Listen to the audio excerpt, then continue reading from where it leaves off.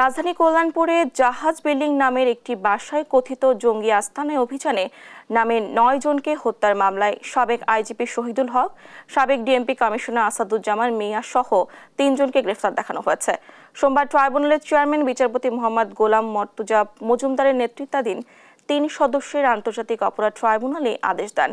এর আগে সকাল ৯:৩০টায় তাদের আন্তর্জাতিক অপরাধ ট্রাইব্যুনালে হাজির করা হয়।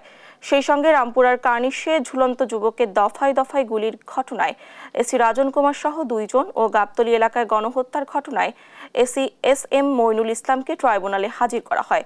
২০১৬ সালের ২৬ জুলাই রাজধানী কল্যাণপুরের জাহাজ বাড়িতে অভিযান চালায় আইনশৃঙ্খলা রক্ষাকারী বাহিনী। হক সহ আসাদুজ্জামান মিয়া তারা নিজেরা সেখানে ঘটনাস্থলে উপস্থিত ছিলেন। তাদের নির্দেশনায় পরিকল্পনায় এই জঘন্যতম হত্যাকাণ্ডটি বাস্তবায়ন হয়। এটা একটা মানবতা বিরোধী অপরাধ হিসাবে গণ্য করে এর বিরুদ্ধে তদন্ত শুরু হয়েছে। তদন্ত প্রক্রিয়ার কাজ চলছে।